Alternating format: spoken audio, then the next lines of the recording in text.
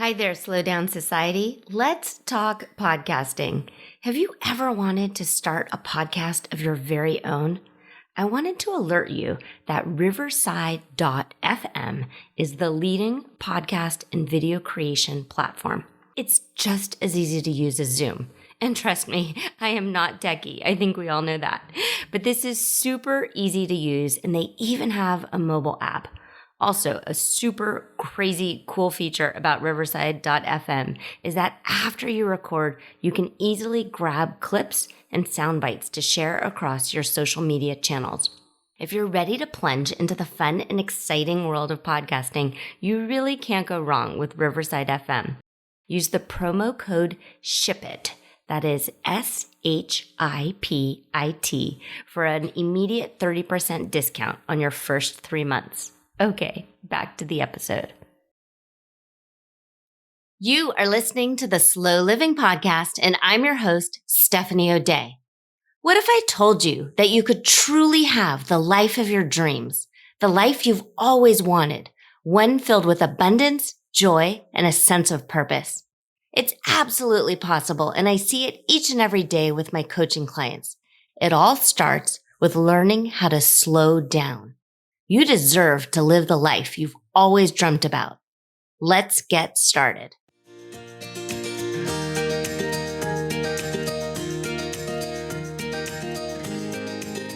Hi there, Slow Down Society. Steph here, and I am so happy that you are here.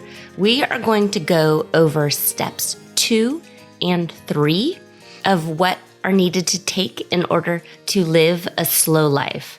So for a bit of a recap, there are 5 steps that I believe you need to take in order to live a calm, peaceful, tranquil, slow life, the life that you've always wanted, the life of your dreams, a life of intention and with purpose.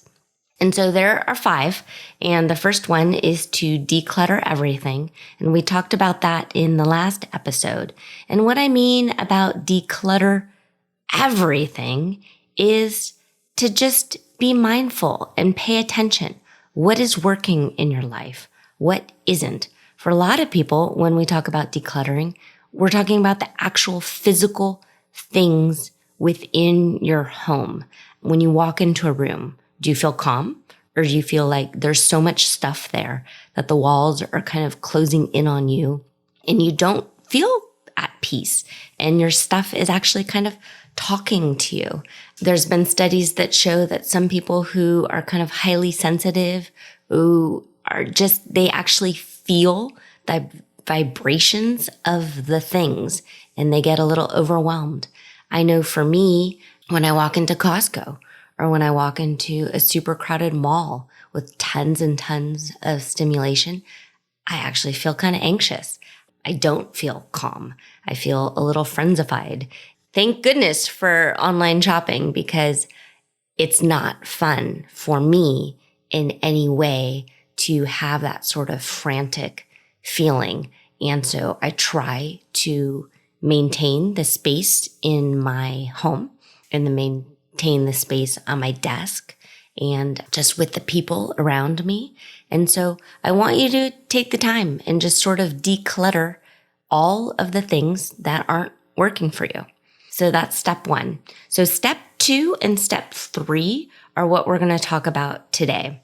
And step 2 is know where you're headed and sort of set your metaphoric GPS. And this is kind of a big one. I've always been a daydreamer. I've always sort of wandered off into daydream land. And one of my favorite things to do is to take naps. And when I take naps and I'm drifting off to sleep, I plan and I actually sort of write in my head while I'm drifting off to sleep. And I can create stories. And in this weird kind of backwards way, I actually can sort of make those dreams and stories come true. It's how I met and married Adam, my husband. It's how I envisioned our life in the suburbs here with our 3 kids and the Basset Hound and all of the things that I've created in my life. I've done so because I've daydreamed about them. I knew what I wanted, and I sort of found a way to make them happen. So I set that GPS, and then that was my intention. And I just very slowly and methodical worked towards that vision. And that is what I advise my coaching clients.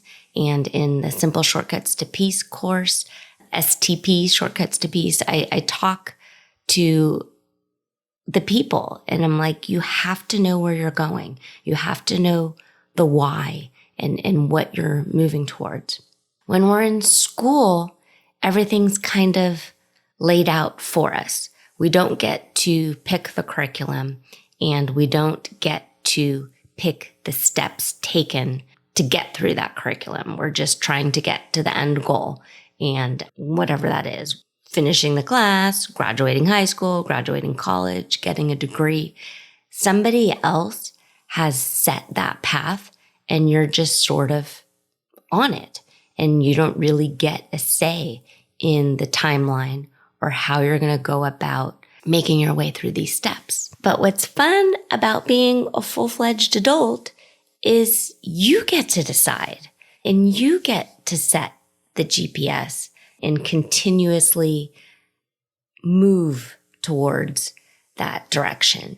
And for some people, when they realize that they are the adult and they are in charge, instead of being excited about it, it makes them feel a little floundery and a little just lost at, well, sort of like lost at sea. And they're looking for a lifeboat. They're looking for something to cling onto. They just want somebody to tell them what to do. And there's a time and a place for that. But what I would hope is for you to stop and to kind of go slow and go back to daydreaming. And what would you do if nobody told you no? So maybe when you were a little kid, you had great, big, huge dreams. And throughout time, you were told, well, that's not practical. Or, how are you going to make a living out of that? And you're just sort of cut down to size as you make your way through life. And I got to tell you, it's not a fun way to be. And it's not what I would hope for you. And it's certainly not something that I would wish for my children. I want you to have big, juicy dream goals. You want to be on TV? Okay, let's find a way to make that happen. You want to run a marathon? Okay. It doesn't matter if you think you're 65 pounds overweight right now. You want to run a marathon? Let's find an example of someone who is 65 pounds overweight and who did it. And just figure it out and keep moving forward. It doesn't matter how big, how audacious, how far-fetched you think your dreams are. You can set that as an intention and move towards it. So in personal development and kind of time management books, which I've read an awful lot about and read so many books. I started my sort of journey into personal development when I was, so probably the year I got married. So that was in 1999. And my very first personal development book I actually bought because it was on Oprah, and it was Robert Kiyosaki's Rich Dad, Poor Dad. And the funny thing about buying that book in 1999 is I was watching Oprah and I could see Robert on stage, and he's talking to Oprah on the couch, and he's talking about the difference between his rich dad and his poor dad is that his rich dad didn't look at his day-to-day job as his life's work. That was just where you go to make money. Whereas the poor dad was a university professor, and that was his life's work. And his entire identity was kind of wrapped up into that job. And so Robert was explaining, and this was an awful long time ago, but the gist that I got is there's how you make money, and then there's your business. And your business is your life and all of the different components of it. And you have to constantly sort of mind your business and move towards that. And so that was actually the very first book that I ever bought online on Amazon. And so I thought that was interesting. And that was when I first made my Amazon account.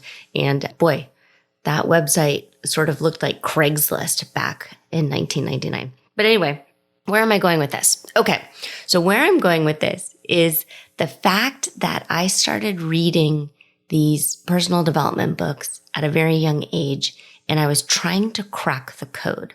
I was trying to crack the code to success. And so I thought if I continuously checked all of these different boxes, and followed the formulas set out before me, that I would inevitably be a success. And what's interesting is I do feel like I'm a success, but I feel like I'm a success because I followed my dreams, and the dreams just sort of came to me in quiet, tranquil, peaceful times. I would get an idea, like quote unquote, out of the blue. And instead of shoving it aside as a harebrained idea, I followed it. I just went for it. I had an idea to send an email to different television producers or different podcast producers to have me on the podcast. I would just go for it. I would just do it. It's how I ended up on Rachel Ray. I had the idea, I should email Rachel Ray and tell her that my creme brulee rocks. And so I did it. And so that is what I mean by setting your GPS. I didn't know where I was going to go. I just knew I wanted to stay home with my kids, but I knew I had to make money, and I wanted to create a career for myself in that I didn't have to leave the house and I could stay home. And I didn't have the steps to get there. I just had this vision. I just had this dream. And that is what I set the GPS for. And that's what I continued to follow and continued to do.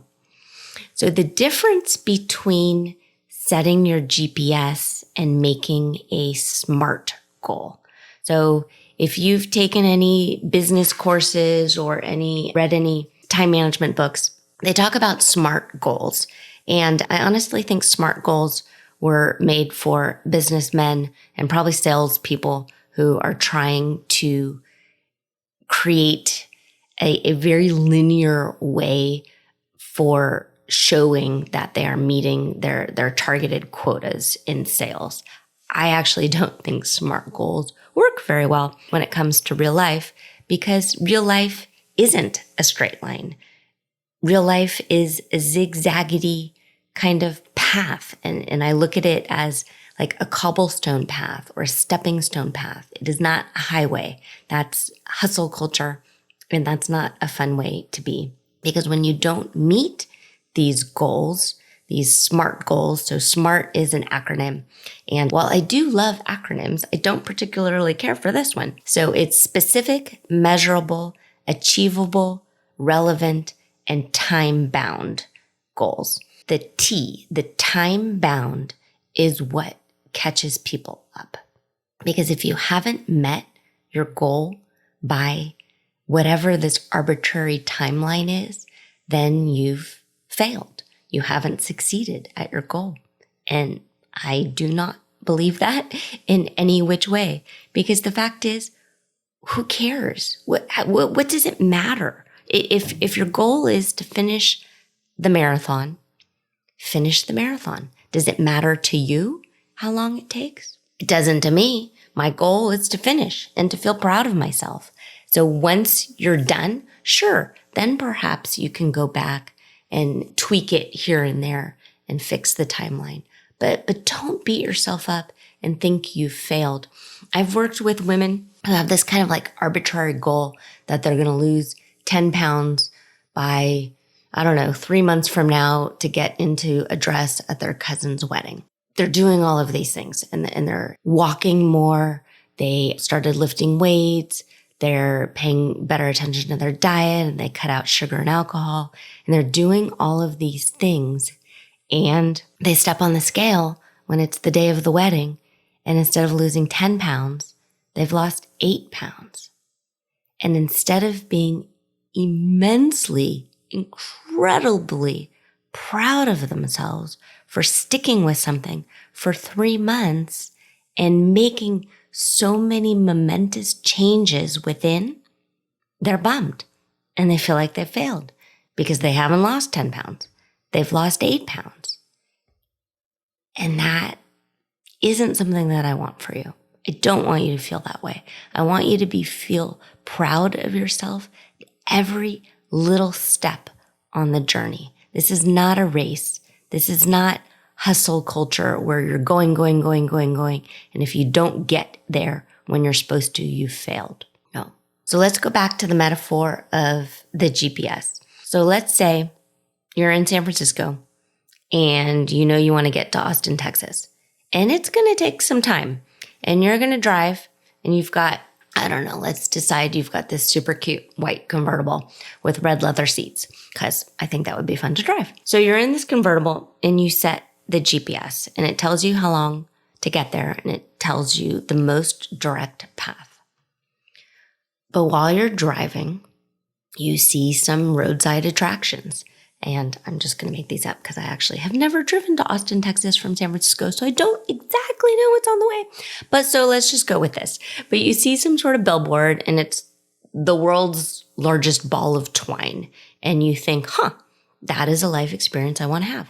I am going to detour and get off the road and I'm going to go see this ball of twine. So let's say you do this.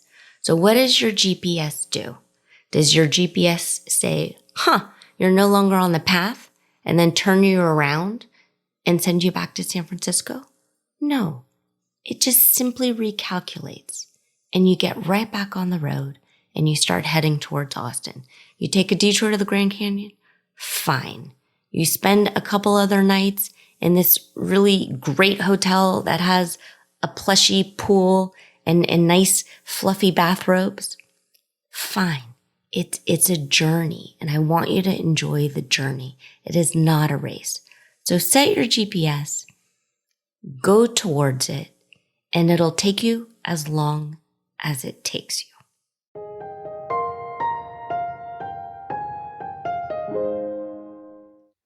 When it comes right down to it, we all just want to climb into bed each night, feeling calm, content, and at peace. We want to know that we were able to keep all the balls in the air and were productive without neglecting our own needs and wants. I know, I get it. That is why I recorded a free masterclass on the 10 things happy, successful people do each and every day, and I'd love for you to join us. Learn simple and practical tips to reclaim the sanity and joy in your home and family at stephanieodea.com/masterclass.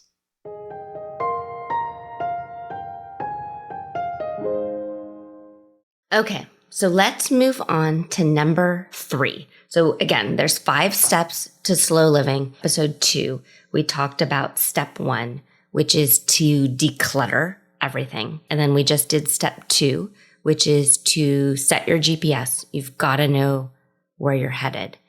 And number 3 is to surround yourself with positivity and stay in this grateful state.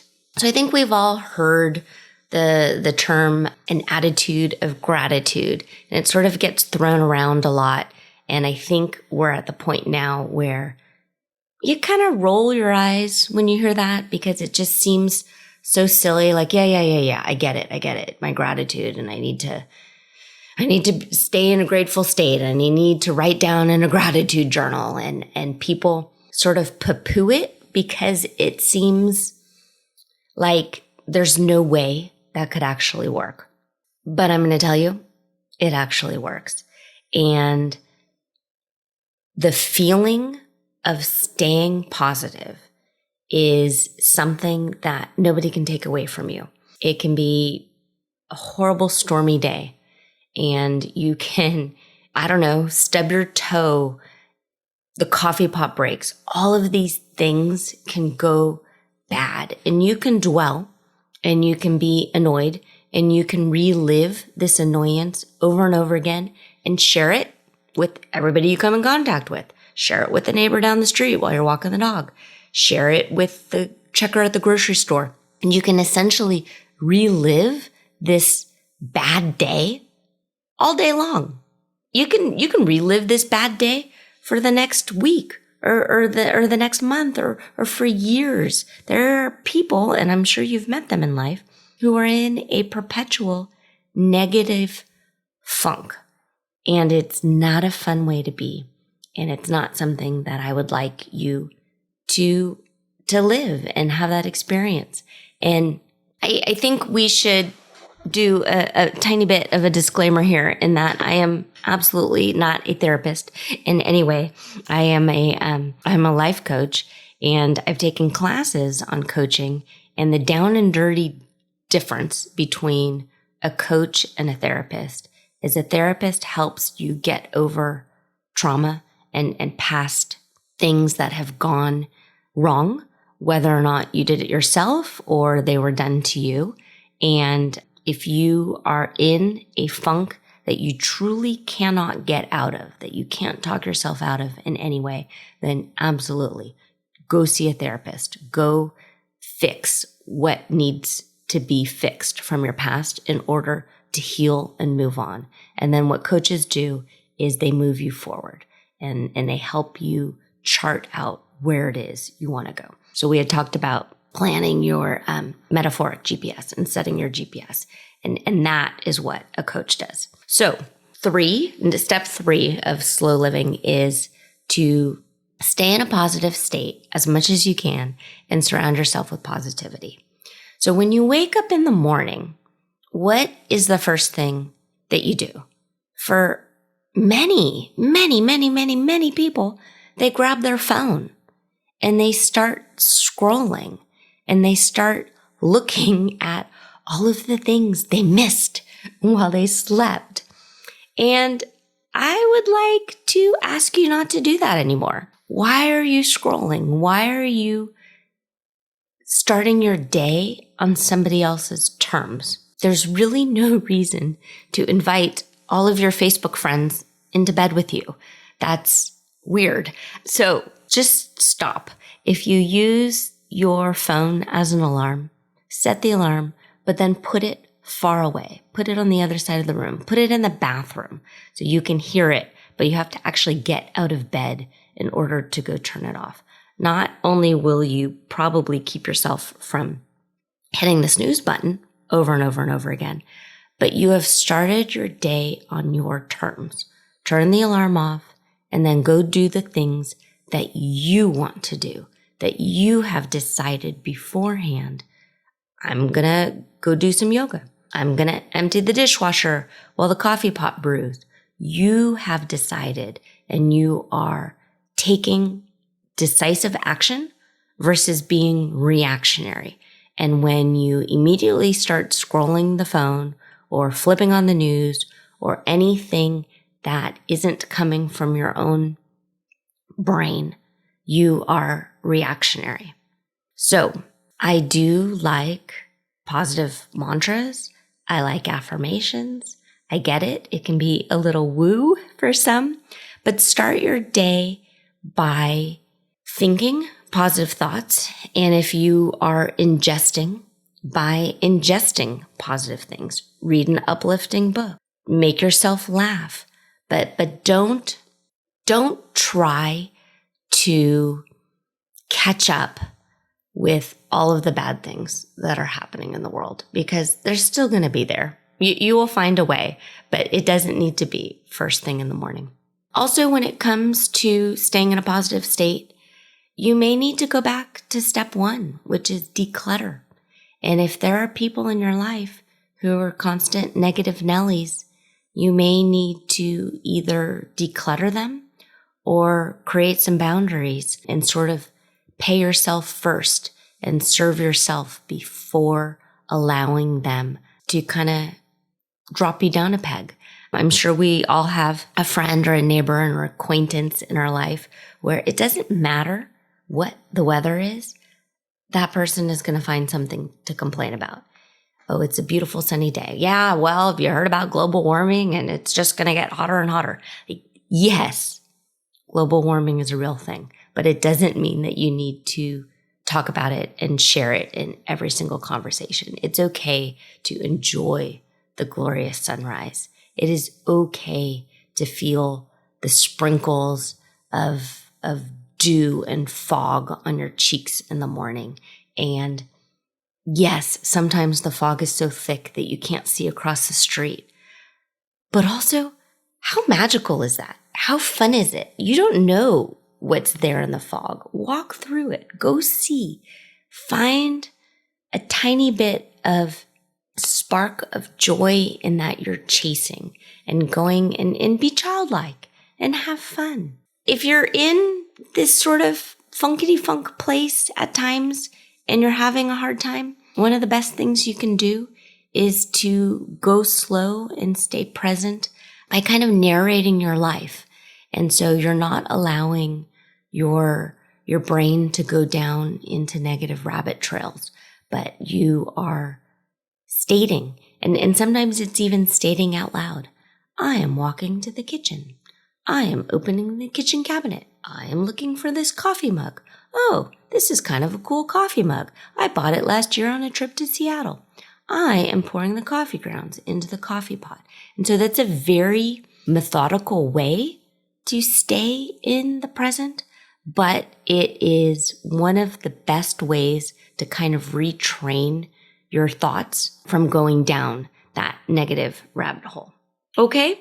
So I hope that was helpful. Next time we get together, I'm going to talk about the last 2 steps of living a slow life. And so they are take action daily. And these are teeny tiny little baby steps. And then step 5 is to tweak and fine tune as necessary. Because the fact is, if we're lucky, life is long and we should enjoy it and tweak and modify and change as needed. Because remember, your GPS is going to recalculate. It's all just fine. So thank you again for being here. I'm happy that you're here. You can find information for this particular episode at stephanieodea.com/podcast. Plus also in these episodes to come, I'd really like this to be as user generated and reader oriented as possible. So if you have any questions or comments or feedback, or you'd like to share your own slow living story, leave me a voicemail, stephanieodea.com/podcast, and we will feature it on the show and we will splice you in. And I am happy to coach you live on the air and together. I really do think we can kind of change this hustle culture into one that feels calm and feels tranquil and feels peaceful, because that's just a really fun way to be. All right. You take care, and I'll talk to you soon.